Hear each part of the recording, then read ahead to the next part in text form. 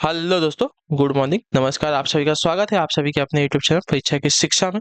उम्मीद करता हूँ कि आप सभी अच्छे हैं और आपकी तैयारी है बढ़िया तरीके से चल रही है। तो जो बच्चे क्लास में फर्स्ट टाइम है, पहली बार है, नए हैं, उन सभी को बता दें हमारे यहाँ पे आपकी जो है बीएड इंटरनेशनल 2025 की जो आपकी तैयारी था तो स्टार्ट हो गई। तो जिसे भी तैयारी पूरी करनी है, कंप्लीट करनी है, चैनल को जो है सब्सक्राइब करके हमारे साथ जुड़ जाएंगे और उसके बगल में जो बेल आइकन देगा उसको भी आप लोग क्या करेंगे, ऑन कर लेंगे। साथियों, क्लास का समय इंपॉर्टेंट है।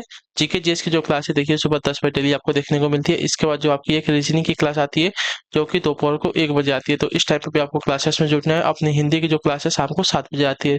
तो इसी टाइम पे जो आपको क्लासेस से जुड़ना है, अपनी तैयारी को जो है पूरा और कंप्लीट करना है, ठीक है। बाकी अगर तैयारी की बात करें तो देखिए आपकी जो तैयारी है, मैंने आपको 2022, 2023, 2024 तक लगातार जो है कंप्लीट तैयारी करवाई है। इस साल जो आपकी 2025 की भी जो है तैयारी आपकी पूरी करवाई जाएगी। तो जिस भी छात्र या छात्रा को अपनी तैयारी पूरी करनी है, कंप्लीट करनी है, चैनल से हमारे जुड़े रहेंगे, आपकी तैयारी पूरी कराई जाएगी, आपकी पूरी की पूरी मदद की जाएगी आपके गवर्नमेंट सीट के लिए, ठीक है। तो आप लोग जो है क्लास से जुड़े रहिएगा। आपका कोई भी डाउट हो, कोई भी क्वेश्चन हो, कोई भी क्वेरी है, मैंने अपना नंबर दिया है यहाँ पे।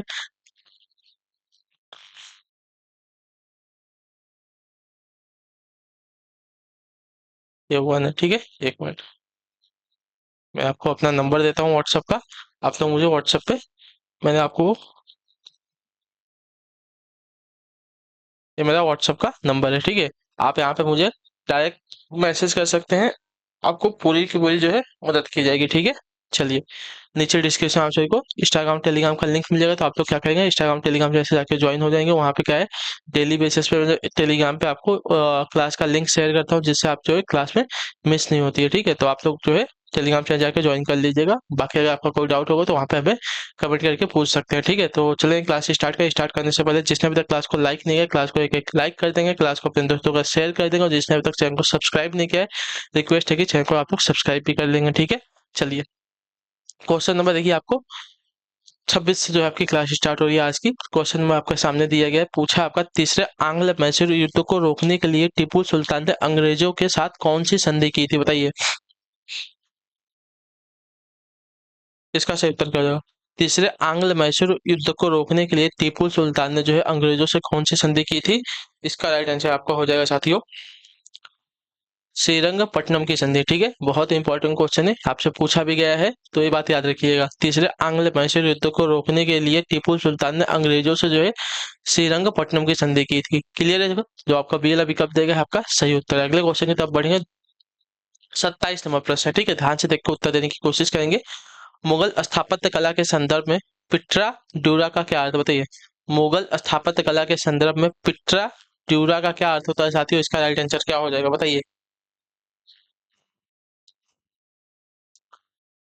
तो देखिए, मुगल स्थापत्य कला के संदर्भ में पिट्रा ड्यूरा का अर्थ होता है संगमरमर के पत्थर पर जवाहरात से की गई जड़ावत को, ठीक है। जो आपका दिया गया ए वाला विकल्प आपका सही उत्तर हो जाएगा साथियों, ठीक। क्लियर है? संगमरमर के पत्थर पर जवाहरात से की गई जड़ावत को जो है मुगल स्थापत्य कला के संदर्भ में पिट्ठा दूरा का अर्थ होता है। तो जो आपका ए वाला विकल्प दिया गया है आपका राइट आंसर है, ठीक। अगले क्वेश्चन की तरफ बढ़ते हैं। आपका है 28वां प्रश्न, क्या देगा। नरसिंह मेहता किसके लिए प्रसिद्ध किसके प्रसिद्ध संत थे, मतलब कहाँ के प्रसिद्ध संत थे। गुजरात के, महाराष्ट्र के, राजस्थान या बिहार के। नरसिंह मेहता जो है कहाँ के प्रसिद्ध संत थे। इसका सही उत्तर क्या हो जाएगा।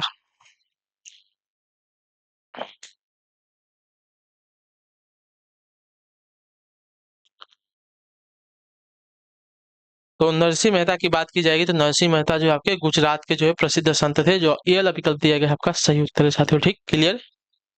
चलिए, अगले क्वेश्चन की तरफ बढ़ेंगे। 29 नंबर है, ध्यान से देखिएगा, उत्तर देने की कोशिश कीजिएगा। राइट आंसर क्या हो जाएगा। देखिए, आपके आंसर देने से क्या है कि आपका जो कॉन्फिडेंस लेवल है ऊपर आता है। तो आप लोग जो है आंसर देने की कोशिश करते हुए चलेंगे, ठीक है। निम्नलिखित में से कौन सी चट्टान सबसे अधिक शक्ति का स्रोत होती है। देखिए, प्रीमियम क्लास रहती है तो इसका मतलब ये नहीं कि मैं जो है क्लास में कंटिन्यूअस रहता हूँ। आपके जो कमेंट्स आते हो मैं देखता हूँ, उस पर रिप्लाई देता हूँ। तो आप लोग जो है कोशिश कीजिए कि जो लाइव क्लासेस आती है उसमें आप लोग आके अटेंड कीजिए, अपना आंसर देने की कोशिश कीजिए, ठीक है। निम्नलिखित में से कौन सी चट्टान जो है सबसे अधिक शक्ति का स्रोत होती है। अवसादी और रूपांतरित, ज्वालामुखी या आग्नेय। तो यहाँ पे जो है आपकी अवसादी चट्टानें, ठीक है। जो ये वाला विकल्प देगा आपका राइट आंसर। अवसादी चट्टानें जो है सबसे अधिक किसका, तो शक्ति का स्रोत होती है। बहुत इंपॉर्टेंट है, याद रखेंगे आप लोग, ठीक। क्लियर। अगले क्वेश्चन की तरफ बढ़ेंगे। आपका है 30 नंबर प्रश्न, पूछा गया आपका जागीरदारी संकट सर्वप्रथम किस मुगल बादशाह के शासनकाल में उत्पन्न हुई थी, बताइए। तो जागीरदारी संकट जो है सर्वप्रथम किस मुगल बादशाह के शासनकाल में उत्पन्न हुई है, तो यह उत्पन्न हुई थी साथियों आपकी औरंगजेब के शासनकाल में। जो ये वाला विकल्प दिया मतलब सी वाला विकल्प आपका सही उत्तर हो जाएगा। ठीक है, क्लियर है सभी को। जागीरदारी संकट सर्वप्रथम जो है मुगल बादशाह औरंगजेब के शासनकाल में उत्पन्न हुई थी। चलिए अगला क्वेश्चन की तरफ बढ़ेंगे, आपका है 31 नंबर। देखिएगा, बताने की कोशिश कीजिएगा राइट आंसर का। इनमें से इन मतलब निम्न इतिहासकारों में से किसने जो है अकबर को इस्लाम का शत्रु कहा है, बताइए।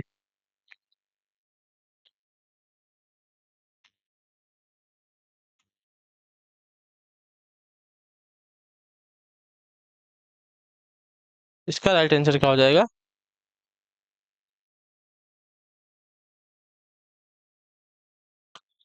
तो इसका सही उत्तर आपका हो जाएगा साथियों बदायूनी ने। ठीक है, जो आपका बेल अभी कब देगा आपका आइटम बदायूनी ने जो है इस अकबर को क्या बोला है, इस्लाम का शत्रु कहा है। तो जो आपका दिया गया है बेल विकल्प आपका सही उत्तर हो जाएगा साथियों। ठीक, क्लियर।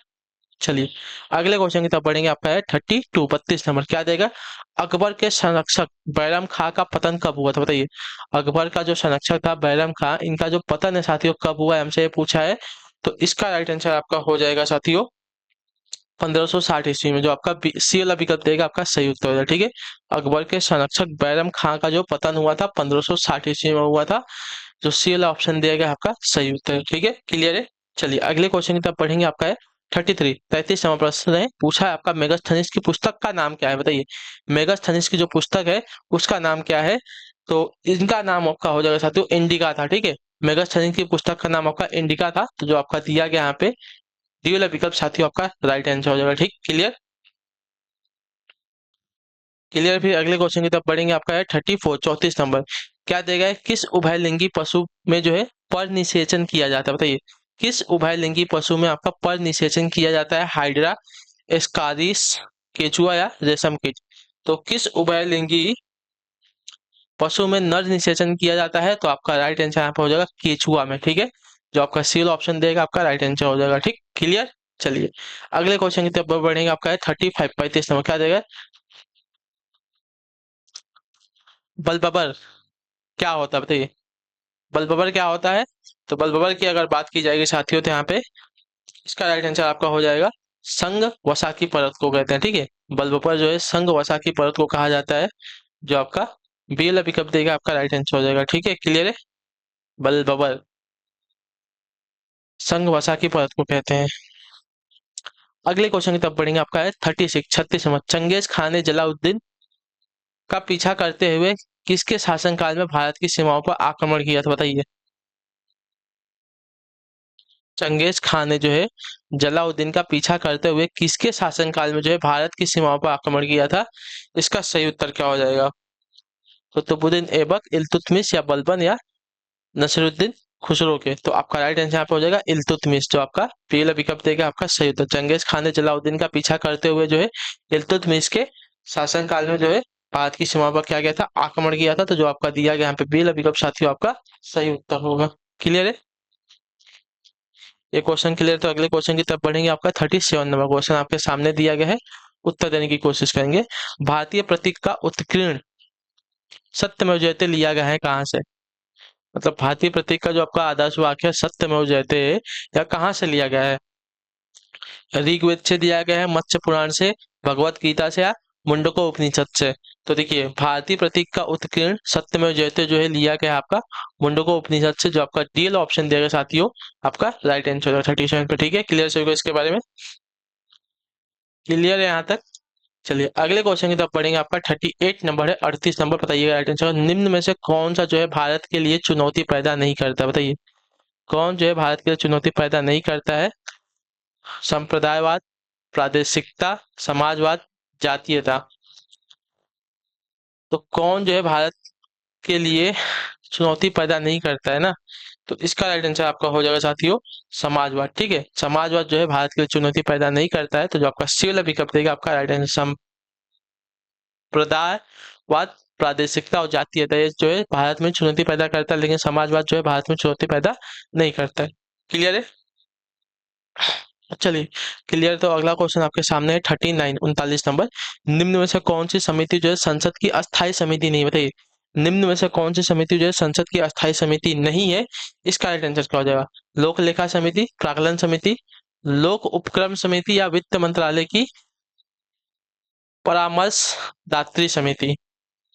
तो इसमें से जो है संसद की मतलब कौन सी समिति जो है संसद की अस्थायी समिति नहीं है, तो वित्त मंत्रालय की परामर्शदात्री समिति जो है संसद की अस्थायी समिति नहीं है। बाकी लोक लेखा समिति, प्राक्कलन समिति और लोक उपक्रम समिति ये जो है किसकी, तो संसद की क्या है, अस्थायी समिति है। ठीक है, क्लियर है। चलिए अगले क्वेश्चन की तरफ बढ़ेंगे। 40 नंबर। बताने की कोशिश कीजिएगा राइट आंसर का। निम्न में से कौन सा देश एक दलीय प्रणाली अपना रहा है, बताइए। निम्न में से कौन सा देश एक दलीय प्रणाली अपना रहा है? तो यहाँ पे राइट आंसर आपका हो जाएगा साथियों चीन। जो आपका डी वाला विकल्प देगा आपका राइट आंसर चीन, जो आपका एक दलीय प्रणाली अपना रहा है। तो डी वाला विकल्प जो दिया गया है आपका यहाँ पे राइट आंसर हो जाएगा साथियों। ठीक है, क्लियर है। चलिए अगला क्वेश्चन आपका 41 नंबर है। आपके सामने आ गया है क्वेश्चन, उत्तर देने की कोशिश करेंगे। राइट आंसर का कौन सा पर्वत हिमालय श्रृंखला का अंग नहीं, बताइए। इसका राइट आंसर का कौन सा पर्वत जो है हिमालय श्रृंखला का अंग नहीं है? अरावली, कुन्नुल, कुराकुरम, अच्छा कराकुरम या हिंदुकुश। तो कौन सा पर्वत जो है हिमालय श्रृंखला का अंग नहीं है? तो इसका राइट आंसर आपका हो सकते हो अरावली पर्वत। ठीक है, जो आपका दिया गया ए वाला विकल्प आपका राइट आंसर हो जाएगा। ठीक, अरावली पर्वत जो है हिमालय श्रृंखला का अंग नहीं है। ठीक है, अगले क्वेश्चन की तरफ बढ़ेंगे। आपका है 42। मृदु मलाई पशु विहार प्रसिद्ध है कहाँ पर, बताइए। मृदु मलाई पशु विहार प्रसिद्ध है कहाँ पर, इसका राइट आंसर क्या हो जाएगा? तो मृदु मलाई जो है प्रसिद्ध है आपका साथियों हाथियों के लिए पशु विहार। ठीक है, जो आपका डी वाला विकल्प देगा साथियों आपका राइट आंसर मृदु मलाई पशु विहार आपका हाथियों के लिए प्रसिद्ध है। ठीक है, क्लियर है। ये वाला क्वेश्चन क्लियर है 42 तक सभी का। चलिए तो 42 आपका हो गया। 43 नंबर क्वेश्चन आपके सामने है।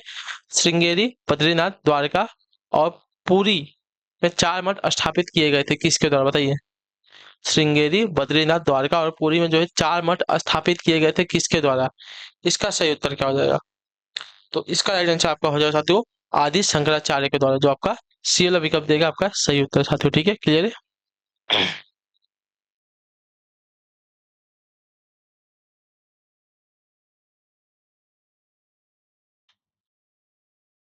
चलिए अगला क्वेश्चन है आपका 44 44 नंबर। डीएनए के कोड करण खंड को क्या कहा जाता है? डीएनए के कोड करण खंड को क्या कहा जाता है? इसका राइट आंसर क्या हो जाएगा?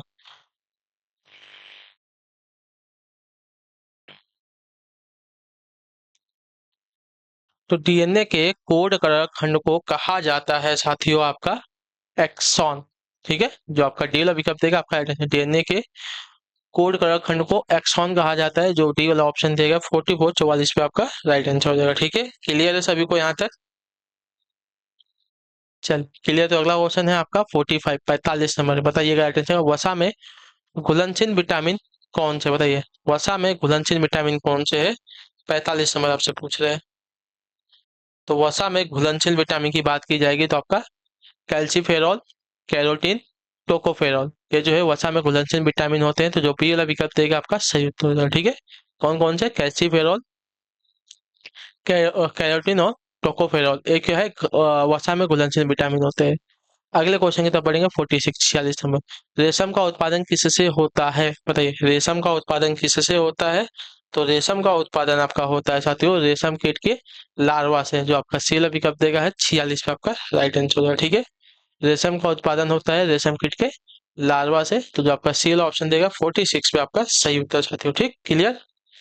चलिए अगला क्वेश्चन है आपका 47 नंबर। ध्यान से देखिएगा, उत्तर दीजिएगा, राइट आंसर क्या हो जाएगा? विधान परिषद के सदस्य कितने वर्षों के लिए निर्वाचित होते हैं, बताइए। विधान परिषद के सदस्य जो है कितने वर्षों के लिए निर्वाचित होते हैं? तो ये होते हैं साथियों आपके 6 वर्षों के लिए। ठीक है, जो डी वाला विकल्प देगा आपका राइट आंसर। विधान परिषद के सदस्य जो है 6 वर्षों के लिए निर्वाचित किए जाते हैं। अगला क्वेश्चन आपके सामने है 48 48 नंबर। शासक बनने के बाद 12 अध्यादेश जारी करने वाला मुगल बादशाह कौन था, बताइए। बादशाह बनने के बाद जो है 12 अध्यादेश जारी करने वाला मुगल बादशाह कौन था? तो यह साथियों आपका राइट आंसर हो जाएगा यहाँ पे जहांगीर, ठीक है। जो ये वाला ऑप्शन देगा आपका राइट आंसर हो जाएगा। शासक बनने के बाद 12 अध्यादेश जारी करने वाला मुगल बादशाह आपका जहांगीर था। क्लियर है। चलिए अगले क्वेश्चन की तरफ बढ़ेंगे। 49 नंबर 49 नंबर है, प्राचीन भारत का प्रसिद्ध शासक कौन था जिसने अपने जीवन के अंतिम दिनों में जैन धर्म अपना लिया था? बताइए। या इसका राइट आंसर होगा प्राचीन भारत का प्रसिद्ध शासक कौन था जिसने अपने जीवन के अंतिम दिनों में जो है जैन धर्म अपना लिया था? यह कौन था? तो इसका राइट आंसर आपका हो जाएगा साथियों चंद्रगुप्त। जो आपका सी वाला विकल्प देगा आपका राइट आंसर ठीक हो जाएगा। ठीक है, प्राचीन भारत का प्रसिद्ध शासक चंद्रगुप्त था जिसने अपने जीवन के अंतिम दिनों में कौन सा धर्म अपनाया था? तो जैन धर्म अपनाया था। ठीक है, क्लियर है। बहुत ही इंपॉर्टेंट क्वेश्चन है, याद रखिएगा। चलिए अगला क्वेश्चन आपका आखिरी क्वेश्चन है, उत्तर दीजिएगा। राइट आंसर हो जाएगा आज की क्लास का। उच्चतम न्यायालय को परमार्श बनाया है गया है? बताइए कौन से अनुच्छेद में उच्चतम न्यायालय को परामर्शदात्री बनाया गया है? किस अनुच्छेद के द्वारा? तो इसका राइट आंसर आपका हो जाएगा साथियों अनुच्छेद 143 के द्वारा। जो आपका सी विकल्प देगा साथियों आपका सही उत्तर है। ठीक है, क्लियर है। उच्चतम न्यायालय को परमार्शदात्री बनाया गया है अनुच्छेद 143 के अंतर्गत। ठीक है, क्लियर है। चलिए तो इसी के साथ आपकी जो क्लास है आज की यहीं पे कंप्लीट होती है। आई होप कि आपको जो क्लासेस आती है अच्छी लगी। अच्छी क्लास को लाइक कर दीजिए, चैनल पे पहली बात है चैनल को सब्सक्राइब कर दीजिए, और हमें जो है कमेंट अपने राय क्लास के बारे में जो है आपको क्लास के बाकी अगर आपका कोई डाउट है, कोई क्वेश्चन है, कोई कोई है तो नीचे कमेंट में आप लोग पूछ लिए, उसका आंसर आपको दे दिए। बाकी आपका क्लास से जुड़ने के लिए बहुत बहुत ही धन्यवाद साथियों। हम आपसे मिलते हैं आपकी अगली क्लास है, तब तक के लिए टाटा बाय बाय, जय हिंद जय भारत। आपसे क्लास से जुड़ने के लिए एक बार फिर से बहुत ही शुक्रिया।